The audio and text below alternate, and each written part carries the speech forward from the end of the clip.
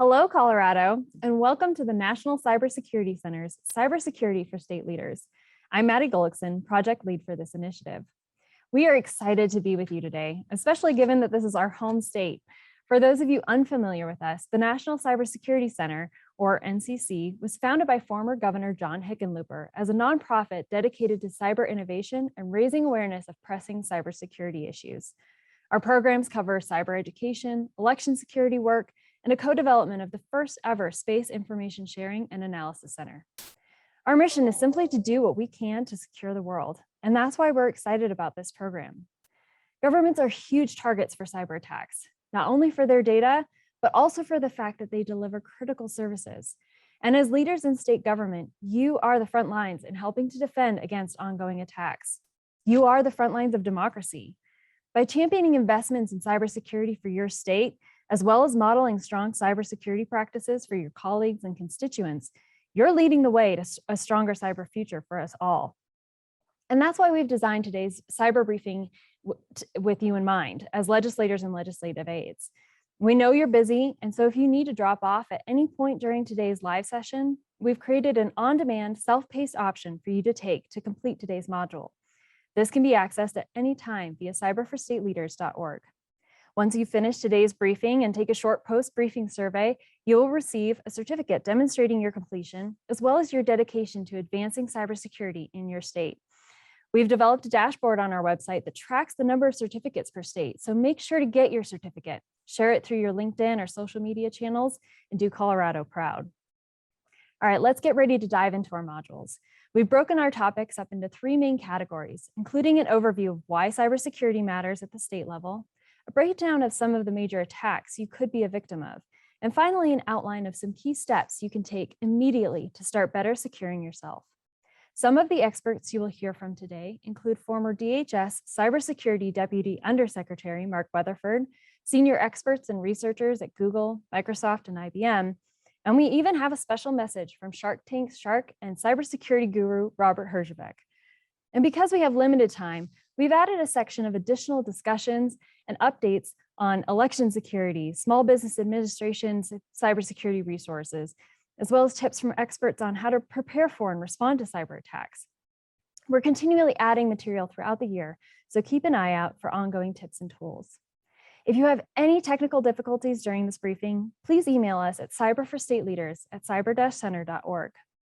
Before we get really started, we want to say a huge thank you to the speakers who have shared their time and thoughts with us, and to Google for supporting this initiative and helping to make it possible. To kick us off, we're grateful to have NCC's founder, former Colorado Governor, and now U.S. Senator John HICKENLOOPER share a special message.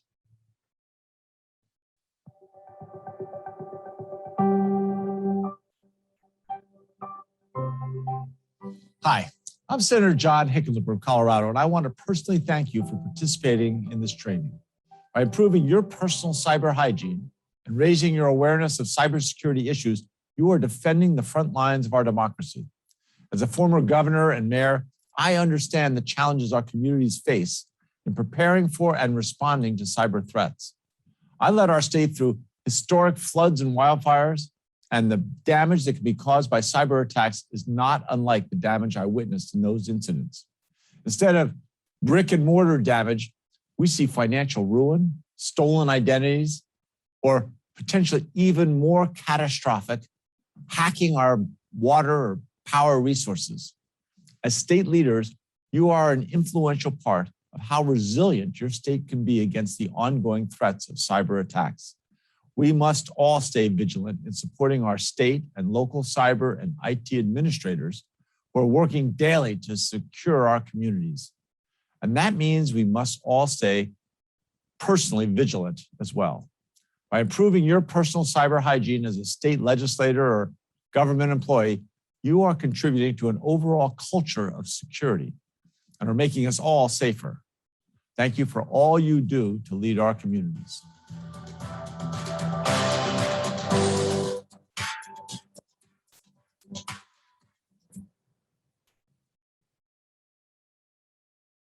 Thank you so much, sir. We appreciate your leadership on this issue and for making cybersecurity a priority in Colorado. And speaking of cybersecurity in Colorado, We want to kick off the discussion today on how cybersecurity is such an important issue at the state level. To keep things really local, we have HERMAN Stockinger, Director of the Office of Policy and Government Relations and Transportation Commission Secretary.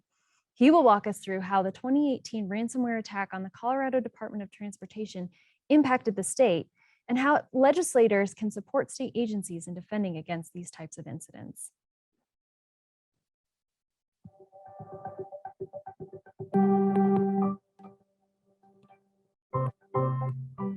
Hello, my name is Herman Stockinger. I'm the Deputy Director for the Colorado Department of Transportation, or CDOT. And I'm here to talk with you about how our agency handled a cyber attack. On February 17, 2018, an attack began to occur on CDOT's computer network.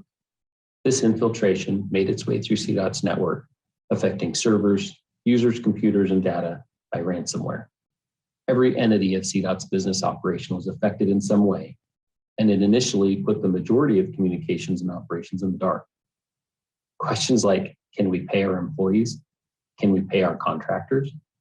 Did the attack include infiltration of our highway electronic sign network?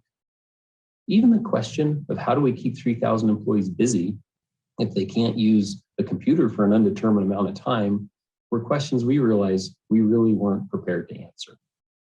CDOT has experience with large-scale disasters. In 2013, Colorado had unprecedented floods that washed away highways. We created an emergency response team to handle that disaster. One wouldn't think a computer software disaster is on the same scale as a natural disaster, but it really was. Similar to the response to our 2013 floods, we developed an emergency response team at CDOT. And on March 3rd, the state established a statewide unified command, including cybersecurity experts from the Colorado National Guard and led by the state's emergency management agency. Unified command not only focused on CDOT's cyber network, but the larger potential vulnerability to the statewide network. Our headquarters auditorium became a 24/7 command center where dozens of experts worked around the clock to find and eliminate threats. And then when monetary ransom deadlines were not met, a second intrusion occurred. Weak points were identified and the impacts continued to reveal themselves throughout the incident. On March 23rd, the program brought full resolution to the cyber attack. In the final outcome, CDOT never paid the ransom, and we built a stronger future for CDOT security. Between responding to the disaster and accelerating pre-planned upgrades, the disaster cost over $3 million. Being prepared for this type of threat involves instilling a mindset for all employees that the threat is real and involves preventative maintenance for systems and users, keeping up with the latest available technology to prevent attacks from happening, and the ability to communicate through multiple systems and diversifying resource dependency. Thank you for your time, and let's all keep doing what we can to keep ourselves and our communities safe.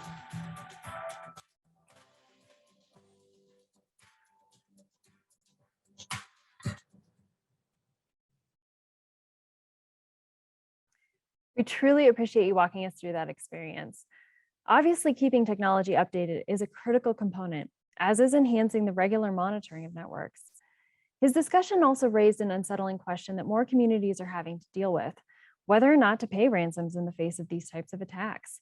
But it's not just state governments or large businesses that are dealing with this challenge. Cyber attacks on local governments have increased nearly 50% since 2017. Often the attacks look and feel similar to the CDOT example, where data and files are ransomed in exchange for a large payoff, usually in the form of cryptocurrency. Governments must be able to find or reconstruct a backup of the information being ransomed or pay. Attacks like these on local governments or hospitals or school districts are crippling because many communities struggle to maintain the tools, staff, and best practices needed to defend against criminals. If they don't have the needed structures and resources, chances are they don't have backups or monitoring in place to avoid paying the often hefty ransom. And every dollar spent to a cyber criminal is a dollar not spent in that community on critical needs and services. And this leads us to another important point. As we work from broad cybersecurity issues at the state level to your personal security today, we want to emphasize the varying levels of complexity involved in securing enterprises. Personal security can feel very complex, which is why we're excited to share the resources that we will today. but the time, resources, and strategy required to protect entire state and local enterprises is incredibly challenging. Basically, while the steps we will walk through later on will make you personally much safer, the steps to make state enterprises secure are far more costly and intensive, and your role as a state legislator is critical in supporting those efforts. While there are best practices, cybersecurity resources and tools are not one size fits all, and part of the challenge in navigating this policy arena is that fact. To move forward as communities, states, and a country as a whole, we must continue to learn what our communities need and how to maximize local, state, and federal resources to meet those needs. So, faced with the complex state, local, business, and personal challenges, what can you do? Well, becoming aware of how cybersecurity impacts the lives of your constituents and your own life on a daily basis is a key first step. But in addition to awareness, there are practical steps that you can take as a policymaker and individual to proactively work toward a cybersecure future. Those steps are what we will cover next.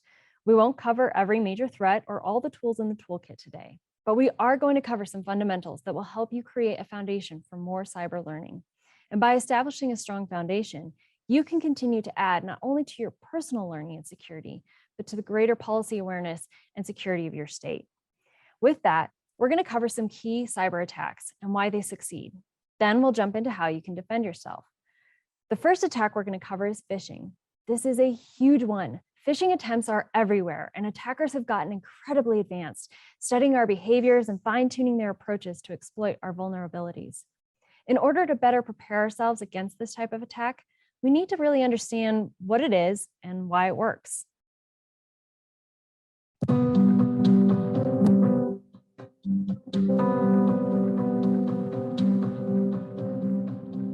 Imagine checking your email and receiving an alarming message about one of your online accounts. The email says that your account has been compromised, and it provides a link to enter your private information. The email sounds and looks legitimate, but it wasn't real.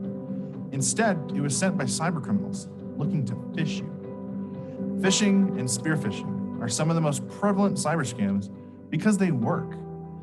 Phishing is when scammers send out mass emails, hoping to trick people into divulging personal and financial information by pretending to be a legitimate source, like a bank, a trusted retailer, or a delivery service. Phishing scammers often ask the user to reset passwords in an attempt to steal information. And unlike random phishing scams, spear phishing, just like it sounds, is highly targeted and points directly at you. Spear phishing scammers might even use social media or other public information to find out personal details. Then, they use this information to craft fake emails that sound believable and real. This type of scam is one of the most popular methods used against people of influence, just like you. If you fall for a campaign like this, you may end up downloading malicious software or malware that can infect your device. Alternatively, criminals sometimes install a type of malware called ransomware, which is designed to block access to a device until a sum of money, often in cryptocurrency, is paid. Once criminals have control over your device, they can change your passwords, steal your money, and even your identity. The good news is that there are ways to help prevent phishing emails from impacting you. Knowing what they look like is the first step. No legitimate bank, government agency, or business will send you an email requesting that you re-enter your private information. Misspellings, poor grammar, and typos are also clues to watch for. If you receive a phishing email, the best thing to do is stop. Don't click anything in the email or share it. Contact IT support. Stay vigilant. Take a breath and think before you click.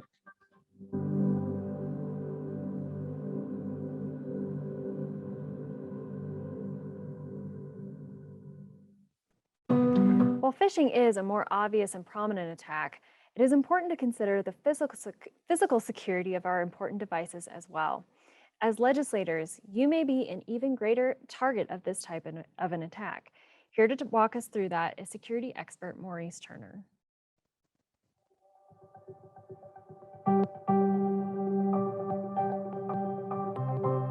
Hi, my name is Maurice Turner. I'm an licensed security expert. I'm here to talk to you today about the threats that you might face at the intersection of physical security and cybersecurity. The challenge with physical security is that sometimes those cybersecurity protection measures you have in place can be bypassed if an intruder has physical access to your device or systems. I'll start off with a couple of tips that might be helpful to you. First, consider using a second factor of authentication, like a security key.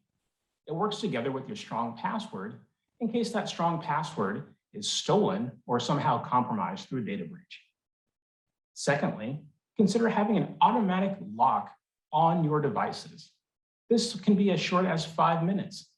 So that way, if an employee steps away from a device, the system automatically locks without the employee having to do anything. Lastly, many mobile devices have built-in remote wiping or remote tracking features. These can be activated if a device is lost or stolen and turn that device into a digital paperweight. To help put this into practice, here are a couple of scenarios that can get you planning in the right direction. The first scenario: what would happen if you needed to evacuate your building and be out of your office within 60 seconds? What devices could you quickly lock down? And what devices would remain open and unlocked for an intruder to potentially have access to? A second scenario to consider is, what would happen if an employee called you to say that their device had been stolen from their home office overnight? How would you be able to restrict access to the data that's on that device, or to help prevent that employee from being impersonated online? These are just a couple of things to consider at the intersection of physical security and cybersecurity. And as always, practice makes perfect. It's just like buckling up when you get into a car. At first you had to learn it and someone had to show you, but now it's just second nature. So hopefully security will be second nature to you as well. Thank you for your time, and especially thank you for your efforts in keeping yourself and our community safe.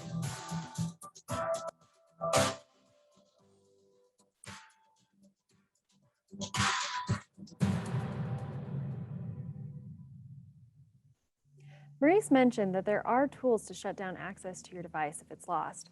For more details on this topic, we suggest you take a look at the one-pager in the supplementary materials on our site for the associated links to the type of device you have to dive a little deeper into how to protect it if it's stolen. To close us out of this section, we're going to switch gears to an even less tangible threat, but one that now takes place in our world daily, that of misinformation and disinformation. For this discussion, we have the NCC's Chief Strategy Officer and resident cybersecurity expert, Mark Weatherford, to share some insights.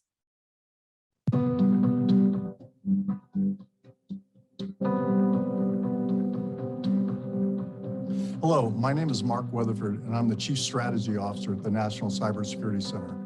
I previously served as the first Deputy Undersecretary for Cybersecurity at the Department of Homeland Security in the Obama administration, and was the first Chief Information Security Officer in the state of California in the Schwarzenegger administration.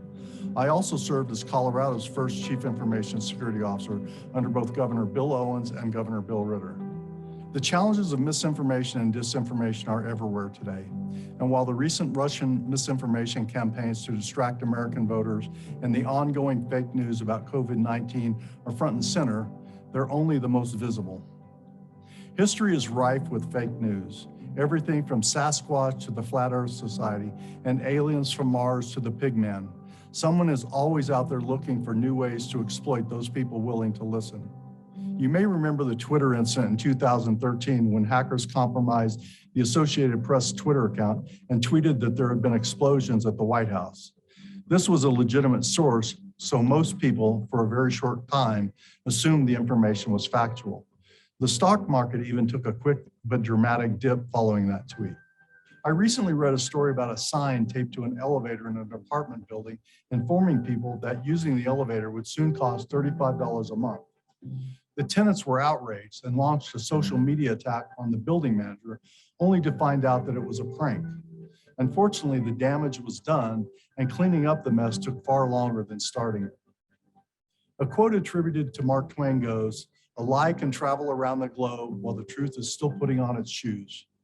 With the vast reach of social media today, that quote should be amended to say, "A lie can travel to the moon and back while the truth is still sleeping." Misinformation is simply false information, while disinformation is the intentional spreading of that misinformation.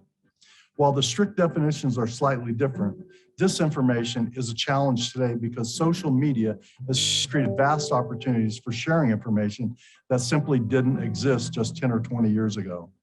Combating disinformation is a challenge, make no bones about it.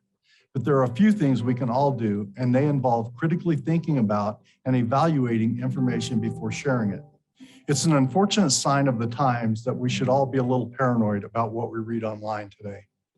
Here are 8 things to critically evaluate before reacting to social media clickbait. 1, can you readily identify the source of the information, and is the source credible? Sometimes it's difficult to determine, but if it sounds sketchy, it probably is. 2, are there multiple sources providing the same information, or is it just one lone enlightened source? That's a red flag. 3, does it evoke a strong emotional response? Memes have become notorious for generating quick emotional responses because it's so simple to just repost or retweet a meme without even thinking about it. 4, does it sound absurd on its surface? Again, sketchy probably is. 5, check the dates. Stories and pictures often resurface years after originally posted, usually with just a new twist on the message. 6, is it time sensitive or is it going to cost you something? These are always red flags. 7, does it appear to be just satire or is someone just trolling for fun? 8, does it leave you with questions like something seems missing here or these facts don't add up to a complete story? If so, maybe dig a little deeper before becoming another victim in the thread of disinformation. Disinformation and fake news are tearing at the fabric of our national and even global society, pitting family members against family members, friends against friends, and political parties against political parties. All of us need to be consciously aware of how we're consuming information, and more importantly, how we're sharing and spreading information to ensure we aren't contributing to the problem. With some simple critical thinking, we can all be part of the solution.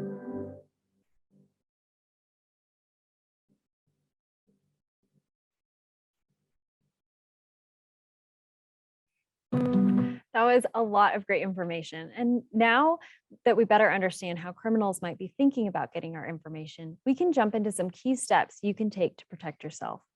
And again, this is crucial because the safer that you are, the safer your colleagues and constituents are. To try to make remembering some of these key points even easier and hopefully a little fun, we've outlined the top tips for practicing excellent cyber hygiene into a hopefully easy to remember acronym that Robert HERJAVEC, Shark Tank star and founder and CEO of the HERJAVEC Group, has been kind enough to break down for us.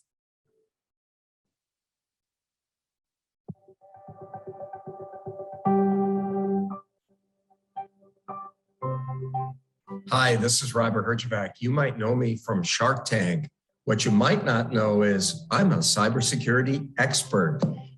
You know why I'm an expert? Because I've been doing it for 30 years. I started in my 20s with mainframe security, did a lot of VPN and firewalls and all that kind of stuff. And today I run the HERJAVEC Group, and we're one of the world's leading managed security and complex security companies. We do everything from design and consulting and managing large environments, including many government organizations.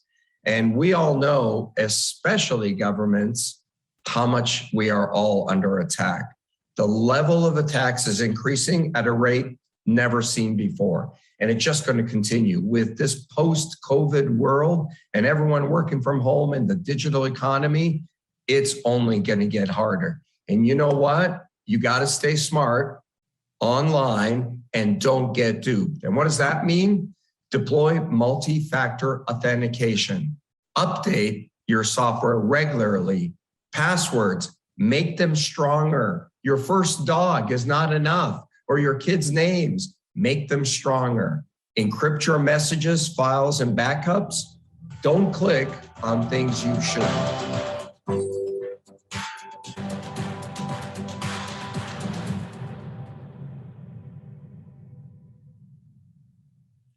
Thank you so much, sir. We couldn't have said it better. Now let's get into the details. To start with deploying multi-factor authentication, we're pleased to have Lucian Teo, Google's online global safety lead, to help clarify what multi-factor authentication is and how we can and should be using it.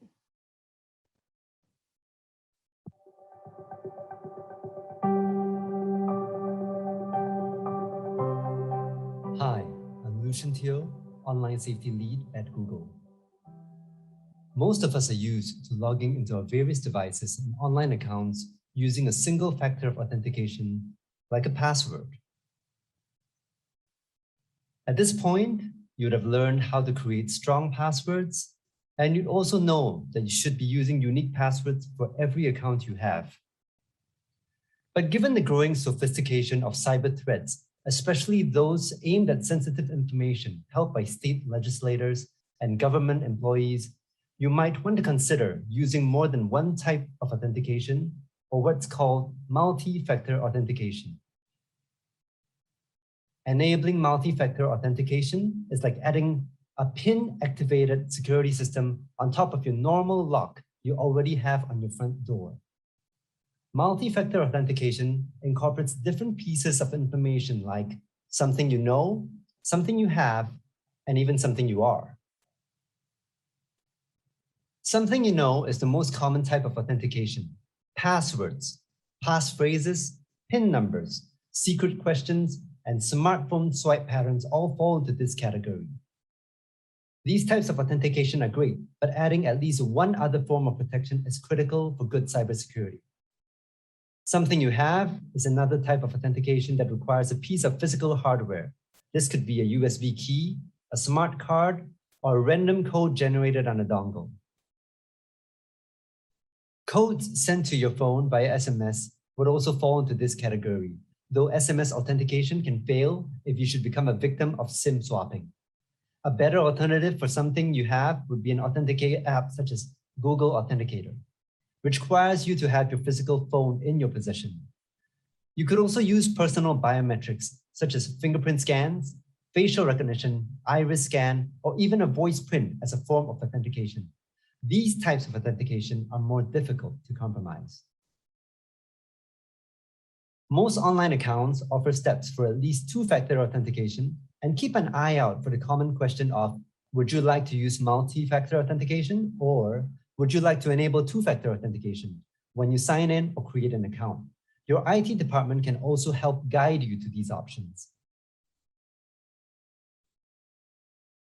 Though any of your accounts that contain personal information should be protected, it is important to be extra vigilant with your email, social media, and financial accounts, as they are some of the most commonly targeted by cybercriminals and can be especially damaging for civic leaders and state legislators. Besides the obvious theft of information and finances, bad actors can use your accounts to pose as you and deploy harmful and inaccurate news and information. For additional information about setting up multi-factor authentication, contact the specific software or account you're trying to protect. But ultimately, setting up multi-factor authentication is relatively simple and significantly more effective than a simple username and password. And trust me, the extra steps you take to deploy multi-factor authentication on your accounts, especially in addition to the rest of the dupe practices, will make you safer.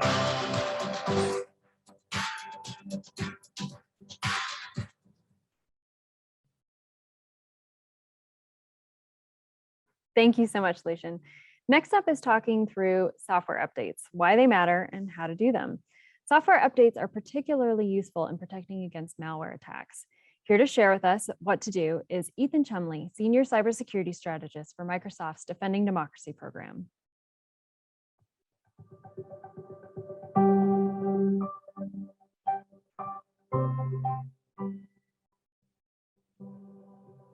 Hi, I'm Ethan Chumley with Microsoft's Cybersecurity and Democracy team, and I'm here today to talk to you a bit about hygiene.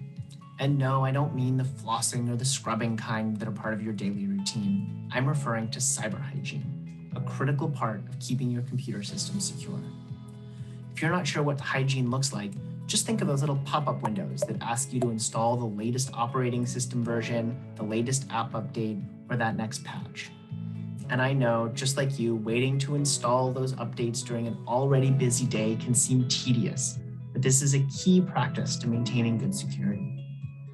Getting in the habit of downloading and installing the latest software updates is an easy way to keep yourself, your networks, and your computer safe from a security incident. Why? Because when bugs or vulnerabilities are found in software, they're typically fixed quickly by the software vendors, but it is then dependent on you to install those latest updates when prompted. Just like flossing, updating your systems is a routine preventative action that can keep intruders out and keep your data safe. Not to mention, it's a lot cheaper to be preventative than to clean up after the fact. We encourage regular updates across all of your devices, from the apps on your phone to the software on your laptops, even the smart fridge and Wi-Fi connected thermostats you may have in your home. Of course, your IT departments need to update shared servers and websites and backend systems too. Patching and restarting those shared servers might cause some downtime and feel inconvenient, but well-communicated maintenance windows during off-peak hours are essential to good security across all IT-owned systems. Your security needs are ongoing and they're constantly evolving. There are bad guys out there hoping that you don't apply the latest patches and updates because you'll just be making their jobs easier. Many of the hacks we hear about these days were avoidable, as they relied on victims' computers running old and out-of-date software, often a result of ignoring patches and delaying major software updates for weeks, months, or even years. If you're watching this video, that means you're a leader in your community. This means you are in a position to contribute to a culture of security. And as a leader, you're in the position to help your organization align to security best practices. This might mean allocating funds or asking your IT teams about how they're managing updates responsibly. And finally, it means you're in the position to encourage the community, businesses, nonprofits, and other organizations around you to practice good cyber hygiene, to make sure they are updating their systems and that everyone is encouraging one another to be vigilant about creating a secure environment. I thank you for your time, for your commitment, and thanks for clicking OK on that next update prompt.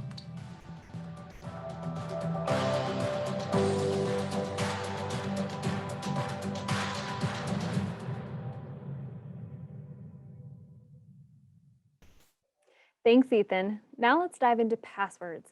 These are one of the most challenging things to keep track of and potentially the source of our biggest vulnerabilities. Please join us in welcoming Stephanie Carruthers, the Chief People Hacker from IBM's X-Force Red Team. Stephanie is a career white hat hacker and is here to give us the tips the experts use to make and protect their passwords.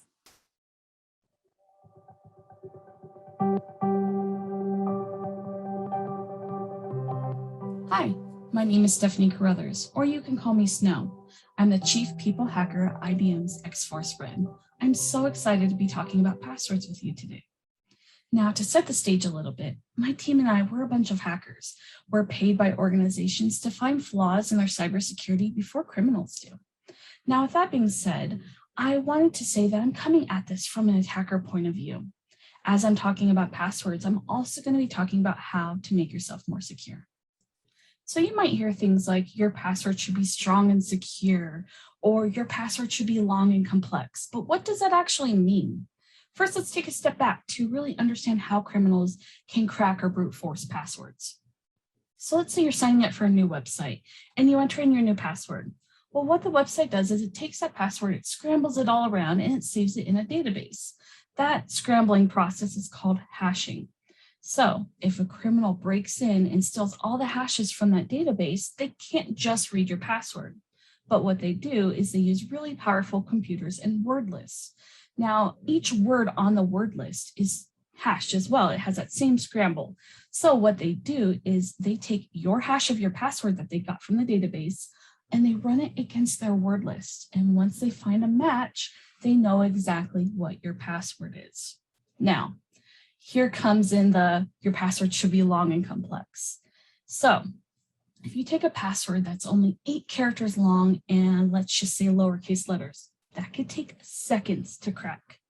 Now, if you take a password that's 10 characters long, let's say 8 lowercase letters and 2 special characters, that could take hours to crack. Hopefully you see where I'm getting at here. Take a password that's 12 characters long and a mix of random uppercase, lowercase, special characters, numbers, just this mix of things that could take years to crack, which is perfect. A criminal's probably not going to wait years for your password. They're going to move along to someone else. Now, what do I recommend? I say to be safe, 16 characters, and make sure it's that complex, that randomness. You want to make sure you cannot read any words or see patterns. The key here is the randomness. Now we're on to our next issue of password reuse. So let's say there's a website you log into often. Let's go with your bank. And there's another website you frequent just as much, maybe a social media platform. When you created accounts on these, they probably had some type of strong password requirement. So you use the same one on both websites. Now, maybe that social media platform had not a great security posture. An attacker was able to hack in, steal the hashes, crack your password, and they now have your username and password. Well, attackers are clever. They know that you probably use the same password through different logins. So they might try them at other places, like your bank. Now, that is an issue, but to combat this, we can use password managers. Now, password managers is a place, think of it like a database that stores all of your usernames and passwords to every login that you have. Now, there's many options for password managers. Most of them even have free tiers for the everyday consumer. So what you do is when you sign up for an account, it can be a little tricky, especially as you're adding in all of your accounts, but I promise you it's worth it in the long run. And even as you're signing up for new accounts, they do things like they generate those long, random, complex passwords for you, so you don't have to think of them yourself. They also autofill for you, so you don't have to go in and dig through things and try to find your password. There's lots of conveniences. They have mobile apps, they have browser plugins. They're definitely there for your convenience. So you might be thinking to yourself, great, I've solved a couple of issues. I know how to make a long, complex password to my password manager, and my password manager stores all of my unique login credentials. Now, what happens if an attacker actually gets the password to my password manager or still another website that has a long, complex password? Then what? Well, this is where multi-factor authentication comes into play. Sometimes it's referred to as two-factor authentication. Essentially how it works is if you log into a website and you supply your username and password, you still have to supply a second factor. Now that might be a code in a text message or something you have to approve on an app on your phone. There's different ways that this can work. But essentially, if the attacker doesn't have that second code, they can't log into your accounts. Now, it's really important that you deploy this everywhere you can across every account. Typically, it's under security settings in your account. Now, this isn't the silver bullet. Attackers are getting crafty. Sometimes if they try to log into your account and you do have 2FA, what they might do is launch a social engineering campaign against you. They might call you claiming to be the bank and they need to verify you. So you need to confirm a code that you just received. Or they might text you and say, hey, I used to have this phone number. I accidentally sent my code to you. Can you give it to me? Under no circumstances should you ever give out this code. No organization is going to call you for your multi-factor code or for your password for that matter. All right, a couple of takeaways. Your password should be at least 16 characters and random. The randomness is key here. You should also have a different password for every account you log into. You can use a password manager to help you do this and even help you generate those long and complex passwords. And also enable two-factor authentication on every account possible. Thank you so much for your time and keep doing what you're doing to keep ourselves and our community safe. Thank you. Stay safe.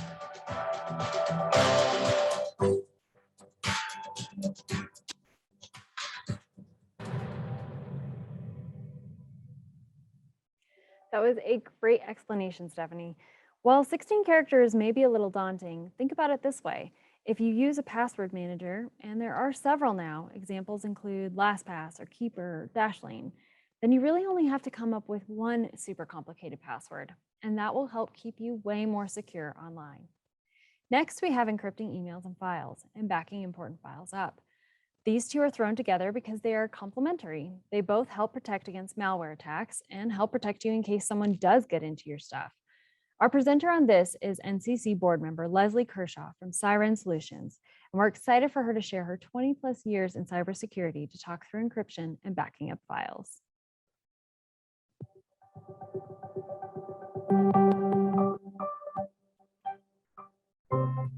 Hello, my name is Leslie Kershaw, and I've spent 20 years in the field of cybersecurity. First, as an NSA offensive cyber operator, using attack methodologies to gain access to systems on behalf of our government. Later, I used those insights to help commercial entities harden their defenses. What I've learned over the years is that security measures cannot be overly cumbersome, otherwise users will not implement them. While the best security is to avoid technology altogether, that's just not realistic. The other thing that I've learned over the years is that no matter how good your security, a determined attacker given enough time, resources, and incentive will gain access to the systems and information that they want. For you, this means that you should do your best to implement tools that make it difficult for an unskilled or moderately skilled attacker. When faced with advanced aggression, the best solution is to formulate a good recovery plan. Today, we'll talk about encrypting email to prevent sensitive data from being viewed by unintended recipients. We'll also talk about how to back up data so that you can recover if you are the victim of an attack. Before the internet, we relied on the Postal Service to deliver messages for us.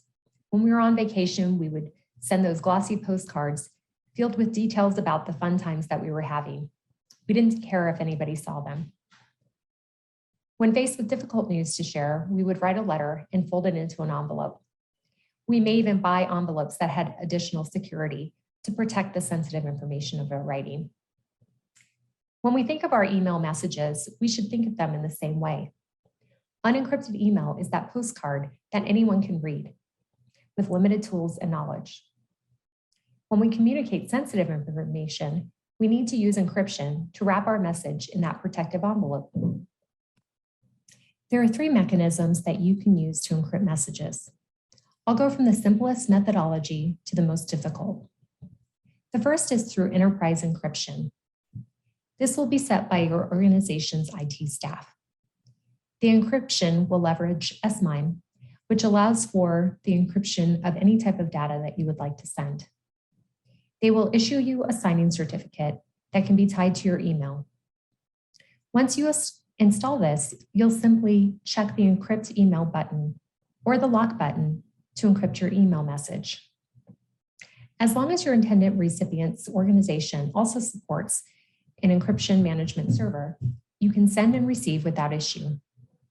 Leveraging this will take care of 80% of your sensitive communication. If you want to send an email to someone who does not have encryption management at their organization, or you just want to add an extra layer of protection, you can encrypt the document itself. To do this, if you're on a Windows system, you can select to WinZip the document and then add the password. If you're on a Mac system, you can just set a password under a file. Make sure that you send the password over the phone verbally or through a text. Do not send it in the email, because if an attacker has access to the recipient's email, they can unencrypt your message. The last method is to use PGP on your email account and exchange keys with the intended recipient.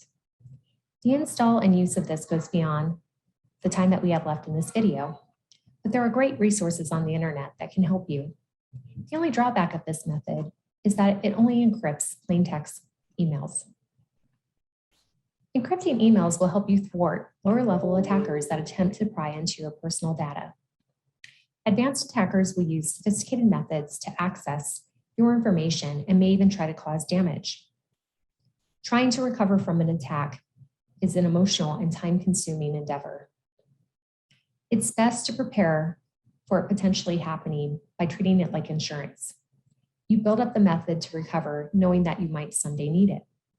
Imagine that you knocked over a cup of coffee onto your computer right now and it won't restart. How would you recover all of that data?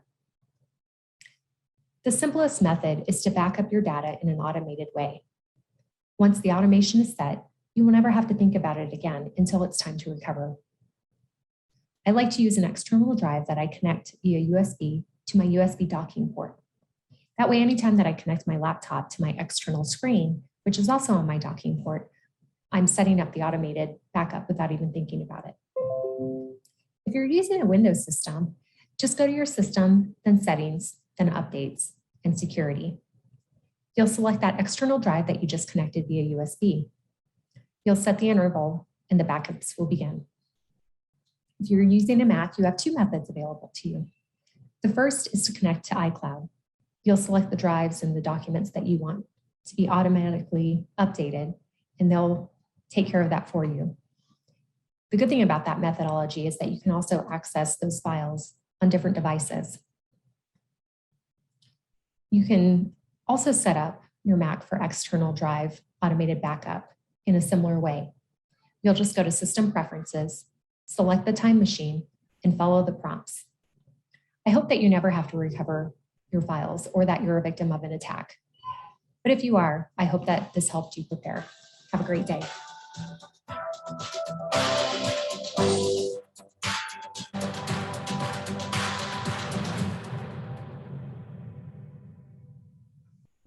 Thank you so much, Leslie.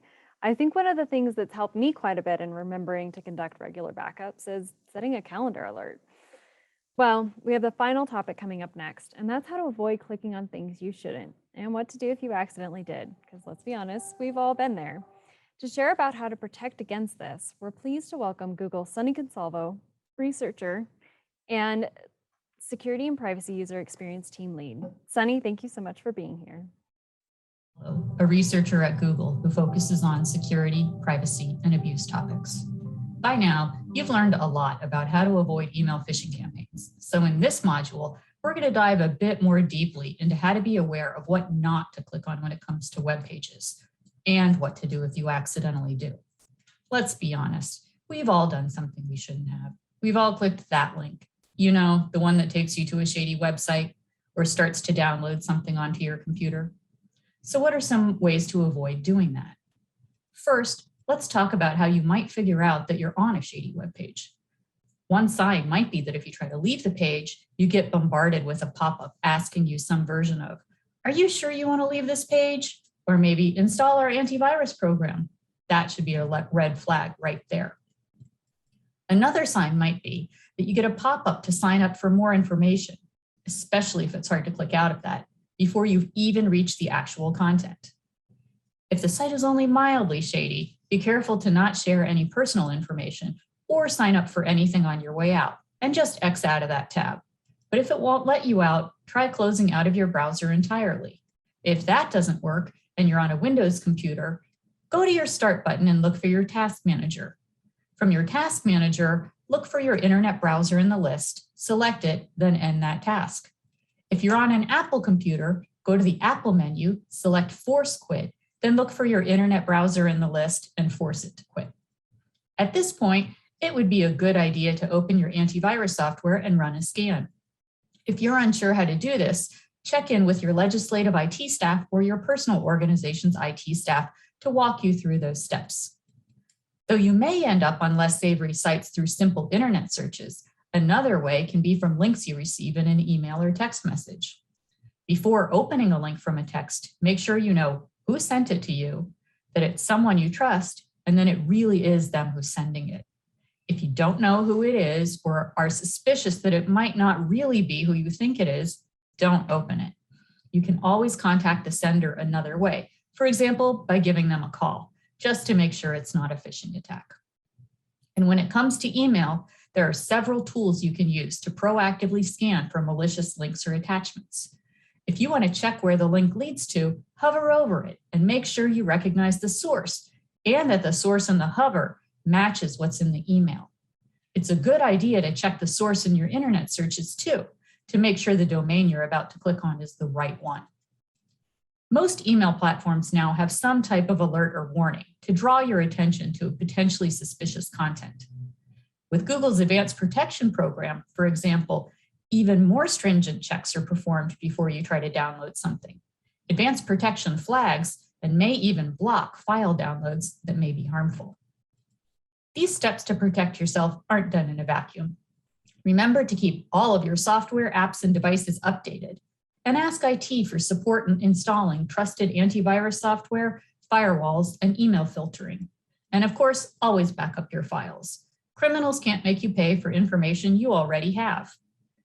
If you think your computer or device may be acting in a strange or suspicious way, or if you're simply unsure whether something is wrong, reach out to IT for help. Stay alert, practice good cyber hygiene, watch the other videos in this series for more information about what to look out for, and whatever you do, if you're not sure about it, don't click it. Thanks so much for your time. Your diligence keeps us all safer.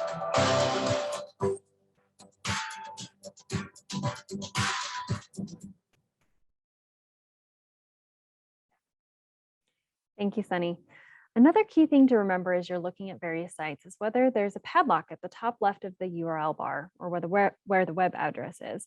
If there is one, chances are it's more secure.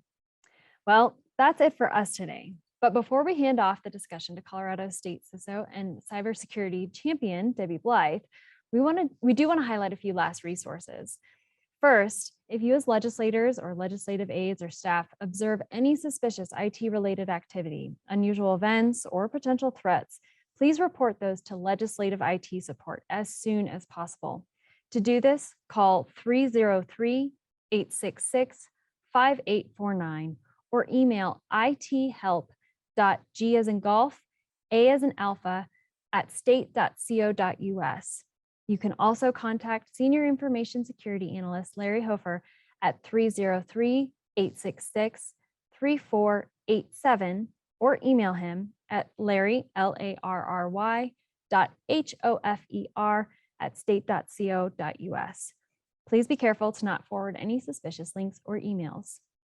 Lastly, we are excited to announce the launch of an app co-developed with Resolute Cyber Strategy, created specifically with legislators and staff in mind. The app is a one-stop shop for cyber awareness and personal incident response planning, updates on cyber news, and ongoing resources. We have the link to download the free app on our website at cyberforstateleaders.org, and you will also receive the link via a follow-up email after this briefing. Please remember to take the short survey to get your certificate and share your commitment to cybersecurity. You'll be automatically added to our newsletter that will share ongoing security tips and access to roundtable discussions on various issues. Please feel free to share that newsletter with your colleagues and constituents. We genuinely hope you learned something and can incorporate some new habits into your cyber routine. We look forward to staying connected and appreciate all you do to serve our great state of Colorado.